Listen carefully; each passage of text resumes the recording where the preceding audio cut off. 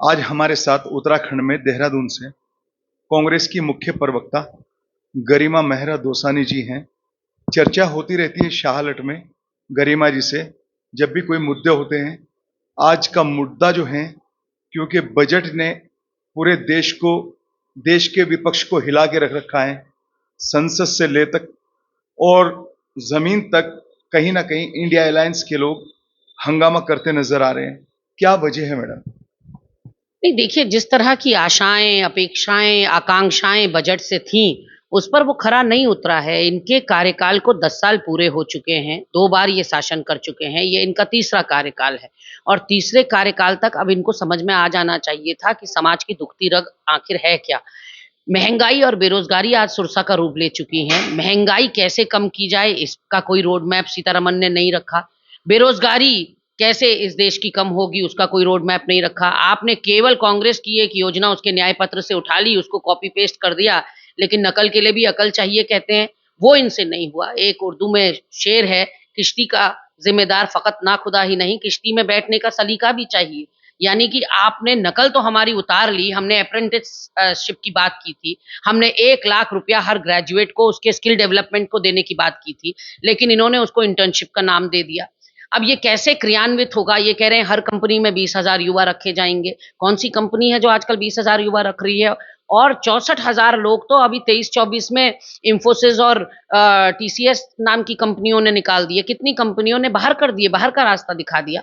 उसके अलावा देखिए, मैं उत्तराखंड से आती हूँ। उत्तराखंड में नरेंद्र मोदी जी आते हैं, कभी कहते हैं बाबा केदार ने बुलाया है, कभी कहते हैं गंगा माँ का बेटा हूँ, कभी कहते हैं उत्तराखंड से पुराना रिश्ता है। तो उत्तराखंड की झोली में पिछले 10 साल में क्या दिया आपने? उत्तराखंड पूरे नॉर्दर्न इंडिया को, पूरे उत्तरी भारत को ओजोन कवर देता है, ऑक्सीजन लेयर देता है। यहाँ 70% हमारी जो भूभाग है वो वन आच्छादित है और हमारे वहां विकास के कार्य इसलिए अटक जाते हैं क्योंकि कभी जो है एनजीटी का डंडा सर पे पड़ जाता है या फिर फॉरेस्ट विभाग का पड़ जाता है। तो जो हमारा योगदान है प्रकृति के लिए, पर्यावरण के लिए, उसके लिए सालों साल से हमारी मांग है कि हमें ग्रीन बोनस दिया जाए। हमारी मांग है विशेष राज्य का दर्जा दिया जाए, हमारी भौगोलिक विषमताओं को देखते हुए। हमारी मांग है कि हमें औद्योगिक पैकेज दिया जाए, लेकिन हमारी झोली फिर खाली रही। हमको ये सब तो छोड़िए, जो रेल प्रोजेक्ट्स प्रस्तावित थे वो तक नहीं मिले। तो कहीं ना कहीं उत्तराखंड क्या, पूरे देश के मध्यम वर्गीय लोगों के साथ जो छलावा किया है, क्योंकि मध्यम वर्गीय सेक्टर है जो सबसे ज्यादा टैक्स पेयर है। ना अमीर टैक्स दे रहे हैं इस देश के, ना गरीब टैक्स दे रहे हैं, मध्यम वर्गीय परिवार दे रहे हैं। तो ऐसे में वो जब टैक्स में इतना कंट्रीब्यूट कर रहे हैं, तो आपने क्या दिया? मध्यम वर्गीय लोगों के लिए तो कुछ भी नहीं है। और आज आप समाचार पत्रों में देख रहे होंगे कि व्यापारियों ने पुतला फूका है केंद्र सरकार का, क्योंकि व्यापारी की तो कमर तोड़ दी आपने। कभी नोटबंदी लागू करके, कभी बिना होमवर्क के आपने जीएसटी लागू कर दी। जीएसटी लागू करने वाले और जिन पर की गई, दोनों को नहीं पता जीएसटी है क्या। आज इतने साल बीत जाने के बाद भी जीएसटी में संशोधन ही हुए चले जा रहे। तो ऐसे में कांग्रेस पार्टी कोई भी नीति जब लाती थी तो पूरा होमवर्क करके, सारे उसके प्रोज एंड कॉन्स को देख के तब हम कोई चीज लागू करते थे। फूड सिक्योरिटी बिल उसमें है, आरटीई है, आरटीआई है, मनरेगा है, आधार है, और इवन जीएसटी भी हमारा ब्रेन चाइल्ड था। हम लाते तो दूसरे तरीके से लाते। अभी आप एक देश एक कर की बात कहते हैं, लेकिन आपके तो कर अलग अलग हैं। ऊपर से किसान जो अन्नदाता है, जिसकी वजह से हमारी पूरी इकोनॉमी टिकी हुई है, उस किसान का फर्टिलाइजर आपने महंगा कर दिया, उसके इक्विपमेंट्स पे आप जो है 18% जीएसटी ले रहे हैं। तो कम से कम किसानों को तो कुछ रियायत आप देते। व्यापारी की कमर इस तरह से टूटी कि एमएसएमई सेक्टर पूरा बर्बाद होने की कगार पे है। उस एमएसएमई सेक्टर को, मध्यम और लघु उद्योगों को आप कैसे पुनर्जीवित करेंगे, पुनर्स्थापित करेंगे, वो आपने कोई रोड मैप नहीं रखा। तो और आप देखिए कि इस देश में 26 और राज्य हैं, आंध्र प्रदेश और बिहार के अलावा। आपने आंध्र प्रदेश और बिहार को, क्योंकि वो दोनों आपकी बैसाखी हैं जिसके सहारे से आप केंद्र में खड़े हैं और सरकार बना रहे हैं, इसलिए आपने उन दोनों राज्यों को विशेष पैकेज दे दिया। हजारों में 70,000 से भी ज्यादा का पैकेज है दोनों का। लेकिन बाकी 26 राज्य क्या आपका मुंह देखेंगे? और तो और आपने, जहां आपकी सरकारें हैं, आपने उनकी भी सुध नहीं ली। ऊपर से आप उत्तराखंड, क्योंकि आपकी सरकार है उत्तराखंड में, तो यहां आप आपदा के मद में पैसा देने की बात कर रहे हैं। कितना देंगे ये कुछ क्लियर नहीं है। लेकिन हिमाचल में इतनी बड़ी आपदा आई क्योंकि हिमाचल में कांग्रेस गवर्नमेंट है, आपने नाम भी नहीं लिया हिमाचल प्रदेश का। ऐसे में आप देखिए कि सरकारों की कोशिश ये होनी चाहिए कि आपदा कैसे रोकी जाए। जोशीमठ भू धसाव हो, सिलक्यारा टनल हादसा हो, केदारनाथ की दैवीय आपदा हो, हम लगातार मांग कर रहे थे कि टेक्नोलॉजिकल एडवांसमेंट इतना हो गया, हमें कलर डॉपलर दे दीजिए, हमें इक्विपमेंट्स ऐसे दे दीजिए जिससे कि भूकंप आने का पता चल जाए, जिससे अतिवृष्टि, ओलावृष्टि का पता चल जाए, जिससे दरकने का, पहाड़ों के दरकने का पता चल जाए, लेकिन ये हमें कुछ भी नहीं इक्विपमेंट्स देते। हमने सोचा था हमारे वहाँ एक केंद्रीय स्तर का शोध संस्थान ये खोलेंगे, हमारे केवल जोशीमठ में दरारें थोड़ी आ रही, हमारे नैनीताल में दरारें आ रही, हमारे मसूरी में दरारें आ रही, तो शोध संस्थान अगर यहाँ खुलता तो फिर जो विषमताएं हमारी भौगोलिक रूप से हैं, जो जगह हमारी कर्णप्रयाग में आप देखिए कई मकान जो है खतरे के जद में है, तो ऐसे में वो शोध संस्थान शोध करता कि कारण क्या है। तो वो आपने शोध संस्थान नहीं दिया और सालों साल से यहाँ प्रोजेक्ट बस चले जा रहे हैं। आपने ऑल वेदर रोड दी जिसके कारण यहाँ विनाश ज्यादा हो रहा है, विकास कम हो रहा है, उसकी वजह से लाखों पेड़ों का कटान हो गया और अब ऑल वेदर रोड जगह जगह बाधित हो रही, 3-3 4-4 दिन के लिए हजारों यात्री फंस रहे हैं। उसको किस सूरत में आप ऑल वेदर रोड कहेंगे? जब यात्रियों को दर्शन नहीं हो पा रहे हैं उस सड़क पर चल के, तो वो ऑल वेदर रोड तो खाली नाम की है। उसके अलावा स्मार्ट सिटी प्रोजेक्ट है, 2014 की घोषणा है स्मार्ट सिटी बनेगी, उसमें से एक देहरादून भी थी। हम 2014 से स्मार्ट सिटी को बनते हुए ही देख रहे हैं, 1600 करोड़ रुपया आया, कौन डकार गया कुछ पता ही नहीं है। तो ऋषिकेश कर्णप्रयाग रेलवे लाइन है, रोज उसका लक्ष्य जो टारगेट डेट है वो बढ़ाते रहते हैं, जबकि उसका जो डीपीआर है, उसका जो शिलान्यास है वो कांग्रेस पार्टी के समय पर हुआ था। लेकिन भाजपा उसको अगर अपना कहती भी है तो आज 10 साल के शासन में उसको कंप्लीट क्यों नहीं करके दे रहे हैं आप? अब आप 2026 दिखा रहे हैं लोगों को, क्योंकि 27 में यहाँ चुनाव है, इसलिए सोची समझी रणनीति के तहत उसको कंप्लीट नहीं किया जा रहा है उस प्रोजेक्ट को, ताकि फायदा 2027 की विधानसभा चुनाव में लिया जा सके। तो 4.5 साल भारतीय जनता पार्टी की सरकार की मोडस ऑपरेंडी है, 4.5 साल कुछ मत करो जनता के लिए, लास्ट के 6 महीने में अपनी इतनी ज्यादा गतिविधियां दिखा दो कि उसका फायदा चुनाव में मिल सके। और संघीय ढांचे को इतना बड़ा नुकसान इससे पहुंचाया है भारतीय जनता पार्टी ने, बिहार और आंध्र प्रदेश को जो लॉलीपॉप दिए हैं और बाकियों को जो सूखा रख दिया है, उससे संघीय ढांचे को आपने जो संविधान में हमको एक फेडरल स्टेट कहा गया है, जिसमें स्टेट और जो सेंटर है वो साथ मिलकर एक मिलीजुली सरकार चलाते हैं, दोनों का आपस में कोऑर्डिनेशन होता है। लेकिन यहाँ जब से हम देख रहे हैं मोदी सरकार काबिज हुई है सत्ता में, तब से कोई कोऑर्डिनेशन नहीं है, अपना पराया किया जा रहा है और रेवड़ियां सिर्फ अपनों को बांटी जा रही हैं। मैडम, आपने बात की है दरारों की, कि उत्तराखंड की दरारें, लेकिन ये उत्तराखंड की जो दरारें हैं अब बीजेपी में पड़ती हुई नजर आ रही है। जो चुनाव में आपने 2 सीटों में खाता खोल दिया उत्तराखंड में, काफी दिनों से आपके ऊपर निराशा थी यहाँ पर, लेकिन जैसे कि मंगलोर और बद्रीनाथ की जीत हुई है आपकी, तो कहीं ना कहीं लग रहा है कि अब कांग्रेस के दिन अच्छे आने वाले हैं। नहीं, निश्चित रूप से ये तो एक साइकिल है, देखिए पीरियोडिक साइकिल है, जो ऊपर जाता है उसको नीचे जरूर आना होता है। और भारतीय जनता पार्टी देश के अच्छे दिन आए हो ना आए हो, भारतीय जनता पार्टी ने खूब अच्छे दिन देख लिए, प्रचंड बहुमत की सरकार केंद्र में और यहाँ उत्तराखंड में दोनों में देख ली। और केवल बद्रीनाथ और मंगलौर क्यों, मैं तो कहती हूँ अयोध्या, चित्रकूट, श्रावस्ती, खाटू श्याम, रामेश्वरम, सब आसपास की सीटें जो धर्म नगरियां हैं वो इन्होंने हारी हैं। तो इनके हिंदुत्व का एजेंडा उल्टा इन्हीं पर पड़ गया, क्योंकि भारत देश की जनता ने इनको नकार दिया और कह दिया कि हम अनेकता में एकता वाले देश हैं, हम एक गुलदस्ते की तरह रहते आए हैं और रहना ही पसंद करेंगे। इस तरह से बंटवारे की राजनीति, नफरत की राजनीति को स्वीकार नहीं किया है देश की जनता ने। ये इनके लिए एक क्लियर संदेश है, ये अभी भी नहीं चेते तो इनका नुकसान है, इनको ये समझना होगा। बद्रीनाथ तो इनके जबड़े से हम निकाल कर ले आए, लेकिन मैं आश्वस्त करना चाहती हूँ कि इससे बड़े मार्जिन से हम केदारनाथ जीतेंगे। जैसे कि कावड़ यात्रा के दौरान, कावड़ शुरू होने से पहले उत्तर प्रदेश और उत्तराखंड बड़ी गर्माहट के बीच में गुजरा है, लेकिन आपने भी मुद्दा उठाया, आपसे भी हमारी चर्चा हुई। उसके बाद में सुप्रीम कोर्ट से आदेश हुआ, जो इन्होंने बोर्ड बदलने की, नेम प्लेट बदलने की जद्दोजहद की थी, उस पर सुप्रीम कोर्ट ने रोक लगाई। तो मैडम, इस तरह की चीजें करने से मतलब, जैसे कि सुप्रीम कोर्ट ने नोटिस आपके यहाँ उत्तराखंड सरकार को भी दिया है और उत्तर प्रदेश सरकार को भी दिया सुप्रीम कोर्ट की तरफ से, इस तरह की भावनाएं पैदा करने से या इन चीजों को क्या साबित करना चाहते हैं?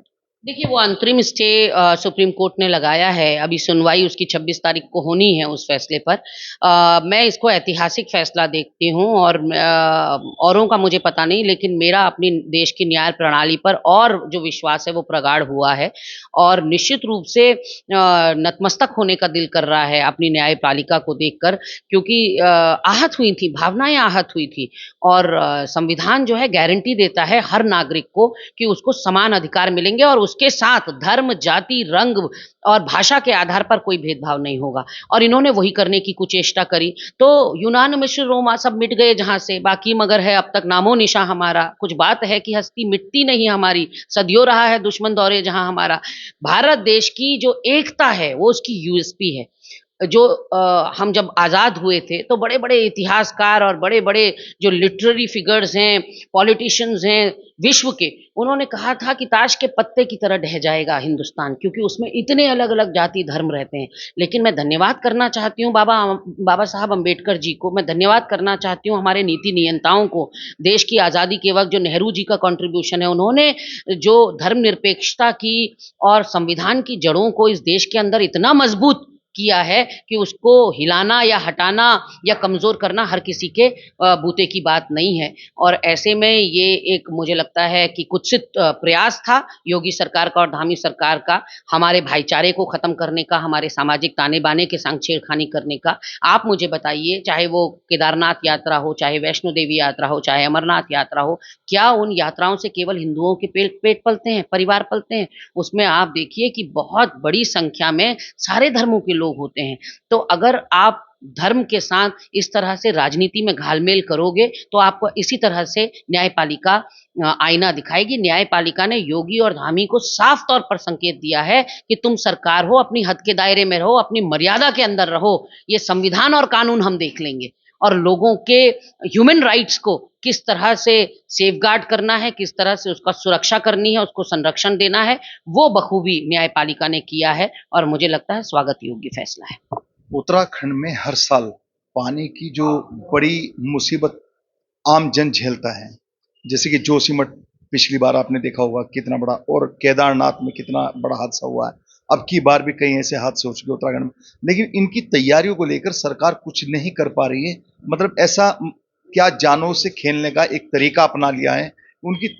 जब हमें दिख रहा है कि सामने से कोई चीज आ रही है तो उसकी रोकने के लिए, अगर पहले से आज देखते होंगे आप, गड्ढों में सड़कें, सड़कों में गड्ढे, पुलिस वाले काम करते नजर आ रहे हैं पीडब्ल्यूडी के विभाग में। मतलब ये बड़ी बात हो। देखिए जब राजनीति करने से फुर्सत मिले, नफ़रत फैलाने से फुर्सत मिले, अपनी जेबें भरने से फुर्सत मिले, तब तो ये सारे काम होंगे। लेकिन भारतीय जनता पार्टी का एक लक्ष्य रहता है, पहले कुर्सी पाना, कुर्सी पाने के बाद जनता को दूध में से मक्खी की तरह बाहर निकाल कर फेंक देना। आज आप जाइए दून चिकित्सालय, सारे डॉक्टर जो हैं बाहर की दवाइयाँ लिख रहे हैं, जन औषधि केंद्रों में वो दवाइयाँ हैं ही नहीं जो वो लिख रहे हैं। तो ऐसे में बाहर से बेरोज़गारी और महँगाई होने के बावजूद लोगों को बाहर से दवाइयाँ खरीदनी पड़ रही हैं। तो यही जनता जिससे ये सेवक होकर वोट माँगते हैं, उसी जनता को किस तरह से महँगाई और बेरोज़गारी की चक्की में पिसने के लिए छोड़ देते हैं। आप देखिए वनाग्नि यहाँ पर लगी, 1500 हेक्टेयर जंगल जलकर खाक हो गया, लेकिन इनके कानों में जू नहीं रहेंगी। उसके अलावा उद्यान घोटाला हो गया इतना बड़ा, जिसमें सीबीआई ने खुलासा किया कि करोड़ों की बंदरबांट हो गई, पौधों का वितरण हो गया, कोई जू नहीं रहेंगी। मुख्यमंत्री ने कोई मंत्री तलब नहीं किया। उसके अलावा अब मानसून आ गया है सर पर, तो मानसून से पहले की देखिए, मानसून की तैयारियां कई लेवल्स पे की जाती हैं। एक प्री मानसून तैयारी होती है, एक जिस समय मानसून गतिमान हो उस समय होती है, और एक पोस्ट मानसून होती है। तो इनकी कोई तैयारी कहीं नहीं दिखाई पड़ती, ना ड्रेनेज सिस्टम इन्होंने ठीक करा। ये जब ड्रेनेज सिस्टम नहीं ठीक कर पा रहे हैं तो इनसे कौन सी स्मार्ट सिटी की हम दरकार करें। तो मुझे ऐसा लगता है कि ये तो खुद मांगने वाले हैं, तो इनके आगे हम क्या हाथ फैलाएं। और कहीं ना कहीं जनता ही इनको अब जवाब देगी। एक जन आंदोलन खड़ा करना होगा इनके खिलाफ, क्योंकि इन लोगों ने सिर्फ और सिर्फ नफरत का बाजार फैलाया है। इन्होंने बंटवारे की, समाज को छिन्न भिन्न करने की राजनीति करी है। ऐसे में हम जोशीमठ भू धसाव की बात करें, हम रेहणी आपदा की बात करें, हम चमोली करंट हादसे की बात करें, हम सिलक्यारा टनल हादसे की बात करें, हम भर्ती घोटाले की बात करें, हम उद्यान घोटाले की बात करें, हम आखिर बात किस किस की करें। लेकिन यहाँ जो सरकार है वो पूरी तरह से धृतराष्ट्र हो चुकी है और जनता को ही अब उठ खड़ा होना होगा। केदारनाथ गोल्ड का क्या इश्यू है मैडम? केदारनाथ में बराबर ये बातें सामने आ रही है कि वहाँ काफी गोल्ड गायब हो गया, कई लोग इस मुद्दे को उठा रहे हैं। क्या समझ में आया, आप क्या किस तरीके से देख रहे हैं आप? देखिए, केदारनाथ में सोना आया, आपको और मेरे को अपने घर में तो पता चल नहीं पाता।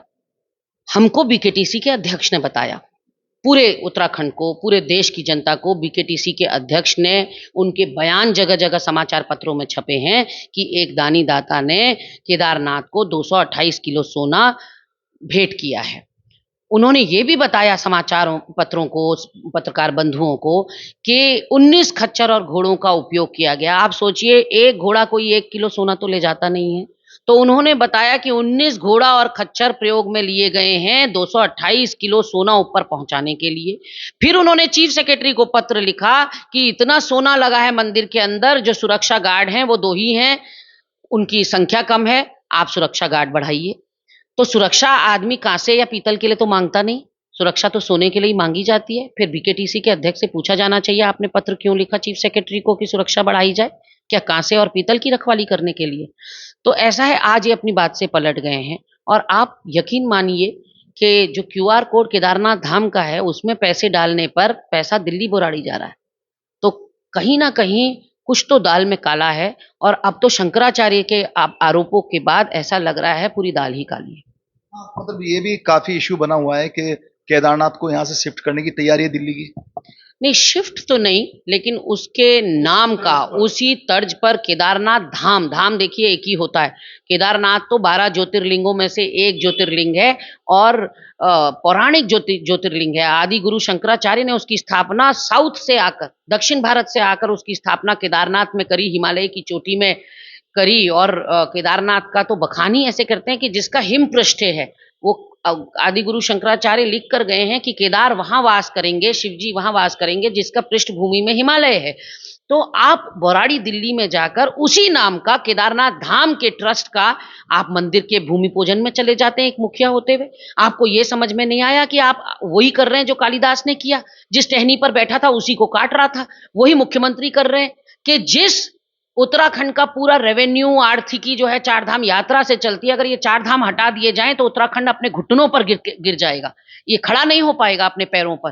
तो हमारी आमदनी का साधन है ये चार धाम यात्रा, हमारे अध्यात्म और हमारे आस्था का केंद्र है, हमारी पौराणिक परंपराओं और मान्यताओं का केंद्र है। और मुख्यमंत्री क्या कराए, भूमि पूजन में शामिल हुआ है दूसरे केदारनाथ धाम के। आपने जहां एक ओर हमारे प्रदेश के तीर्थाटन को नुकसान पहुंचाया, वहीं दूसरी ओर आपने 15 से 20 लाख युवा जो इस चारधाम यात्रा के साथ जिनका कारोबार जुड़ा हुआ है, उनके पेट पे लात मारने का काम कर दिया। आप एक बार कल्पना कीजिए कि यहाँ जो श्रद्धालु आते हैं उसका 2% श्रद्धालु भी अगर दिल्ली बौराड़ी में दर्शन करने पहुंच गया और ये सोच लिया उसने कि मुझे केदार बाबा के दर्शन हो गए, तो हमारा जो टूरिज्म है, जो रिलीजियस टूरिज्म है, उसको कितना बड़ा आघात आपने पहुंचा दिया। तो एक मुखिया होते हुए उनके ऊपर तो और भी जिम्मेदारी थी हमारे धामों की रक्षा करना, उनका संरक्षण करना, उनका पुनरुद्धार करना, उनका सौंदर्यीकरण करना, लेकिन आप उल्टा ही कराए। उल्टी गंगा इस प्रदेश में बह रही है जब से भारतीय जनता पार्टी की सरकार काबिज हुई है। ये पहला कुकर्म नहीं है जो इनके द्वारा हुआ है, इससे पहले सोना चोरी मामला हुआ है, उससे पहले क्यूआर कोड मामला हुआ है, उससे पहले बद्री केदार मास्टर प्लान में लगातार सवालों पर जो है बीकेटीसी घिरती हुई नजर आई है, उससे पहले देवस्थानम बोर्ड का गठन इन्होंने कर दिया जिसमें पंडा पुरोहितों के हकों पर डाका डाला जा रहा था। तो कहने का तात्पर्य यह है कि भाजपा जब से आई है, हिंदुत्व की आड़ लेकर हमारे धामों पर लगातार कुठाराघात, लगातार प्रहार, लगातार चोट की जा रही है, और वो अब उत्तराखंड की जनता के समझ में आ रहा है, इसीलिए उसने बद्रीनाथ और मंगलौर हमारी झोली में डाला। मैडम, लास्ट सवाल है। इंडिया अलायंस ने एक और नारा दिया है जो शुरू में सवाल था मेरा बजट को लेकर, कुर्सी बचाओ बजट, इसका क्या मतलब है? मैं पहले ही इस बात को स्पष्ट कर चुकी हूं कि एक तरफ पूरे देश के राज्यों की थाली खाली रखी और आंध्र प्रदेश और बिहार की थाली में आपने जलेबी भी, पकोड़े भी, समोसे भी सब लाद दिए। तो 26 राज्य क्या करेंगे, आपका मुंह देखेंगे। तो कहीं ना कहीं ये जो दो बैसाखियों पर केंद्र की सरकार टिकी हुई है, उन दो बैसाखियों पर जिस तरह से मेहरबानी की गई है, बाकी तमिलनाडु बार बार आपसे विशेष राज्य का दर्जा मांग रहा था, कर्नाटक मांग रहा था, केरल मांग रहा था, उत्तराखंड मांग रहा था, हिमाचल में इतनी बड़ी आपदा आई, करोड़ों का नुकसान हो गया, जानें आहत हो गई, लेकिन आपको बाकी राज्यों की सुधी नहीं है। आपको केवल और केवल, कहते ना आंख के अंधे को, सावन के अंधे को केवल हरा हरा दिखाई पड़ता है, उनको इस समय केवल बिहार और आंध्र प्रदेश दिखाई पड़ रहा है। मानसून सत्र के दौरान नरेंद्र मोदी जी ने प्रेस करके साफ कहा है, जबकि आपने देखा होगा पूर्व दिनों में प्रेस करते नजर कम आए हैं मोदी जी, लेकिन अब कहा है कि 2.5 घंटे मैं बोलना चाहता था, लेकिन जो गठबंधन है, राहुल गांधी मुझे बोलने नहीं दे रहे संसद के अंदर। नहीं, संसद के अंदर कभी तो कहते हैं एक अकेला सब पर भारी, और अब इस एक अकेले पे सारे भारी हो रहे हैं। मोदी जी अपनी बातों को कॉन्ट्राडिक्ट कर रहे हैं। मुझे मोदी जी का संसद में वो भाषण याद है जिसमें उन्होंने कहा कि सब लोग मेरी जड़ें खोद रहे हैं, सारे दल मिलकर मेरे जड़ों में मट्ठा डाल रहे हैं, पर मैं बता देना चाहता हूं एक अकेला सब पर भारी है। और ऐसी किसी की मजाल कि स्पीकर भी आपका हो, जो स्पीकर आपसे झुककर मिलता हो, आपको झुककर प्रणाम करता हो संसद के अंदर कुर्सी में बैठने से पहले, आपको बोलने ना दे कोई, ऐसी किसी की मजाल। और मैं तो आपसे कह रही हूं कि आप 10 साल से मन की बात सुना रहे हैं देश की जनता को, एक बार फिर प्रेस कॉन्फ्रेंस कर दीजिए ना। आपने 10 साल में प्रेस कॉन्फ्रेंस नहीं करी, और जो मन की चाहतें थी, जो मन का मनी में रह गया है आपके, वो एक प्रेस कॉन्फ्रेंस करके पूरी देश की जनता को सुनाइए। हम भी देखना चाहते हैं हमारे प्रधानमंत्री कैसे लगते हैं प्रेस कॉन्फ्रेंस करते हुए। आने वाले विधानसभा चुनाव के लिए, उससे पहले उपचुनाव शायद एक और भी अभी बचा है उत्तराखंड में, क्या तैयारियां हैं? बहुत अच्छी तैयारियां हैं, बहुत अच्छे रुझान आ रहे हैं। जनता इनसे बहुत त्रस्त है। अंकिता भंडारी को आज तक न्याय नहीं मिल पाया, और अंकिता जैसे सैकड़ों और प्रकरण हो गए।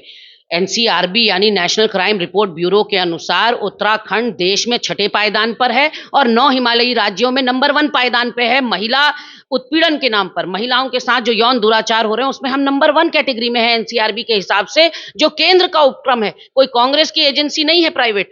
तो ऐसे में आप सोचिए कि आज महिला सुरक्षा के नाम पर इन्होंने कुछ नहीं किया। आज इन्होंने कानून व्यवस्था किस तरह से ध्वस्त कर दी है कि दिन दहाड़े हत्याएं हो रही उत्तराखंड के अंदर।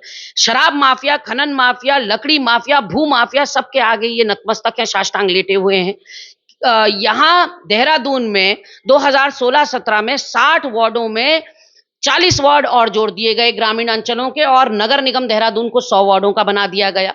2016 में नगर निगम के पास जितनी भूमि थी, ये जिलाधिकारी को कोट अनकोट कर रही हूं मैं, जिलाधिकारी कह रही हैं कि जितनी भूमि 2016 में नगर निगम देहरादून के पास थी, आज उसकी 40% भी नहीं रह गई। तो किसने करवाई जमीनों की ये बंदर बांट? और कौन कटवारा बेहिसाब लकड़ियां, कौन बंटवारा है बेहिसाब शराब? तो कहीं ना कहीं आप देखिए, ये रेता बजरी और शराब और लकड़ी के माफियाओं से घिरी हुई सरकार है। और जिस तरह की बेरोजगारी का दंश हमारे युवा यहाँ झेल रहे हैं, जिस तरह से लाठियों से उनको पीटा गया उनका अधिकार मांगने पर, जिस तरह से गंभीर धाराओं में उनको 9 दिन जेल के अंदर रखा गया, वो भी उसके छाले भी अभी तक गर्म है।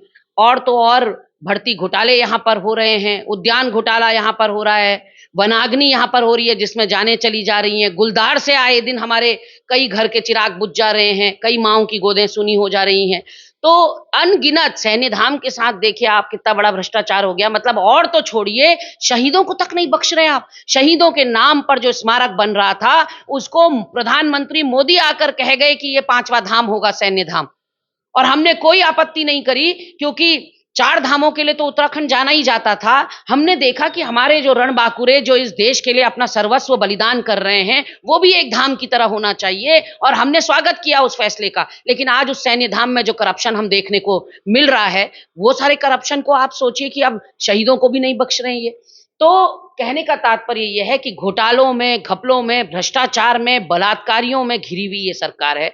और कोई भी यहाँ अगर गलत काम हो रहा है उत्तराखंड के अंदर, उसमें उसके तार भारतीय जनता पार्टी के कार्यकर्ता से जरूर संलिप्त पाए जा रहे हैं। कल ही का समाचार पत्र उठाकर देखिए आप, 1.5 करोड़ रुपया ठग लिया भाजपा के पार्षद पति ने और पार्षद ने मिलकर। मुकदमा हो गया उनके ऊपर दर्ज। ये तो वो है जो पकड़ में आ गया, अनगिनत ऐसे हैं जो पकड़ में नहीं आ रहे। बुलडोजर चल रहा है गरीबों की मलिन बस्तियों के ऊपर। इन नेताओं के कितने होटल हैं, नेताओं के कितने एजुकेशनल इंस्टीट्यूट हैं, कितने अस्पताल हैं, कितने फार्म हाउस हैं, कितनी दुकानें हैं, उन पर बुलडोजर कब चलेगा?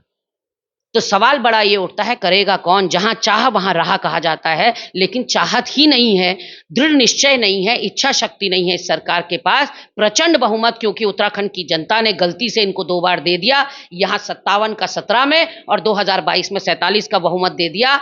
लोकसभा की 5 सीटें एक बार नहीं 3 बार दे दी, तो अहंकार इनके सर चढ़कर बोलने लगा है। और गलती उत्तराखंड की भी है कि इतना एब्सोल्यूट मेजॉरिटी इनको दे दी कि अब इन्होंने न मीडिया की सुननी है, न विपक्ष की सुननी है, न जनता की सुननी है। Thank you. शाहलट में चर्चा के दौरान उत्तराखंड की मुख्य प्रवक्ता गरिमा मेहरा दोसानी जी ने तरह तरह के आरोप भाजपा के ऊपर लगाए, और कुर्सी बचाओ का जो इंडिया अलायंस का आज का नारा चल रहा है, उसको भी कहीं ना कहीं मेन जगह तरजीह दी गई है। सवाल यह है कि जिस तरीके से उपचुनाव में भाजपा ने कहीं ना कहीं अपनी बहुत बड़ी जो मजबूती थी उसको खोने का काम किया है, लेकिन उनमें क्या खामियां हैं, क्या कमियां हैं, वे सब चीजें चर्चा के दौरान गरिमा जी ने शाह अलर्ट में बताई। आप देख रहे हैं कैमरामैन समीर मलिक के साथ अरशद राना की उत्तराखंड देहरादून से एक खास रिपोर्ट।